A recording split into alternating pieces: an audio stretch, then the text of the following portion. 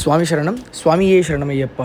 சபரிமலையின் தற்போதைய நிலை என்ன அப்படின்னு பார்த்தோன்னா, கடந்த 2 நாட்களாக சபரிமலை நடை திறக்கப்பட்டு 2 நாட்களாக கடும் கூட்ட நெரிசல். இந்த கூட்ட நெரிசலுக்கு யார் காரணம் அப்படின்னு நம்ம ஸ்டெப் பை ஸ்டெப்பாக பார்ப்போம். ஃபஸ்ட்டு, குழந்தைகளை கூட்டிகிட்டு போகக்கூடிய ஐயப்ப பக்தர்கள் தயவு செய்து குழந்தைகளை கூட்டிகிட்டு போகாதீங்க. ஏன்னா கூட்டிகிட்டு போகாதீங்கன்னா மண்டல மற்றும் மகரவிளக்கு கால பூஜை நேரத்தில் குழந்தைகளை கூட்டிகிட்டு போகாதீங்க. அதற்கு பதிலாக மாத பூஜை நாட்களில் நீங்கள் குழந்தைகளை கூட்டிகிட்டு போனீங்கன்னா குழந்தைகளும் எத்தனை முறை வேணாலும் சாமியை பார்க்கலாம். இந்த கூட்ட நேரத்தில் நம்ம போலீஸ்காரங்க ஒழுங்காக எங்களுக்கு ஒத்துழைப்பு தரமாட்டுறாங்க அப்படின்றத சொல்லக்கூடாது. ஏன்னா அவங்களால என்ன முடியுமோ அதான் அவங்க பண்ண முடியும். அவங்க ஒரு அட்மினிஸ்ட்ரேட்டிவ் கீழே அவங்க வேலை செய்கிறாங்க. ஸோ அவங்களால என்ன முடியுமோ ஹெல்ப் பண்ண முடியுமோ அதுதான் அவங்க பண்ண முடியும். நம்ம வயசானவங்களை கூட்டிகிட்டு போகிறோமா, அவங்களையும் கொஞ்சம் அவாய்ட் பண்ணிவிட்டு கூட்டிகிட்டு போங்க. ஏன்னா கூட்டம் இப்போ அதிகமாக இருக்கிற காரணத்தினால தயவு செய்து இதை நீங்கள் கொஞ்சம் ஃபாலோ பண்ணிங்கனாலே கரெக்டாக இருக்கும். அடுத்து 48 நாள் விரதம் இருக்கணும். 45 நாள் இல்லை 41 நாள் இந்த மண்டல விரதம் இருந்து சபரிமலைக்கு போங்க. சில சுவாமிமார்கள்லாம் பார்த்தோன்னா 2 நாளைக்கு முன்னாடி மாலை போடுறாங்க, 3ஆவது நாள் இருமுடி கட்டிட்டு போகிறாங்க. கேட்டால் சாமி நான் போய் சாமியை பார்க்கணும், எல்லாம் சொல்கிறாங்க சபரிமலைக்கு போனால் இது மாதிரி மாறும் அப்படின்ட்டு. சபரிமலைக்கு போனால் நிச்சயமாக வாழ்க்கை மாறும். ஆனால் மண்டல விரதம் இருக்க வேண்டும், பிரம்மச்சரிய விரதம் இருக்க வேண்டும்.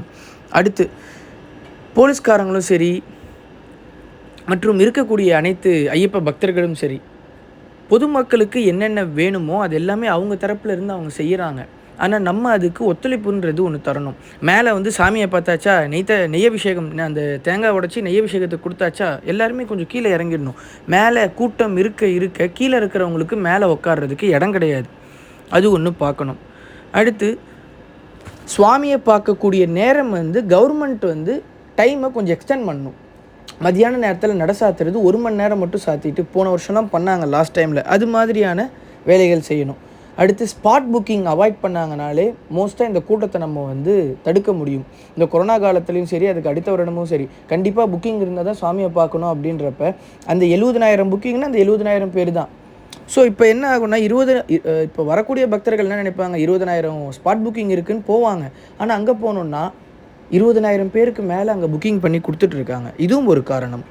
தயவு செய்து சபரிமலை செல்லக்கூடிய பக்தர்களுக்கு எனது பணிவான வேண்டுகோள் என்னென்னா, மண்டல விரதம் இருந்து சபரிமலை சென்று வாருங்கள். ஐயனுடைய முழு அனுகிரகமும் ஆசீர்வாதமும் கிடைக்கும். நம்மளை பார்க்குறதுக்கு தாங்க அவர் அங்கே உட்காந்துருக்காரு, நம்ம போய் அவரை பார்க்குறது வேறங்க. அவர் நம்மளை பார்க்கணும். அதுக்கு என்ன பண்ணணும்னா மண்டல விரதம் இருந்து போங்க. அவர் சொல்கிறாரு இவர் சொல்கிறாருன்னு தயவு செய்து போகாதீங்க. அப்படி முடியலையா நெய் தேங்காய் கொடுத்து நீங்கள் அமுச்சு விட்டிங்கனால அது அங்கே போய் சேருங்க. சுவாமி சரணம்.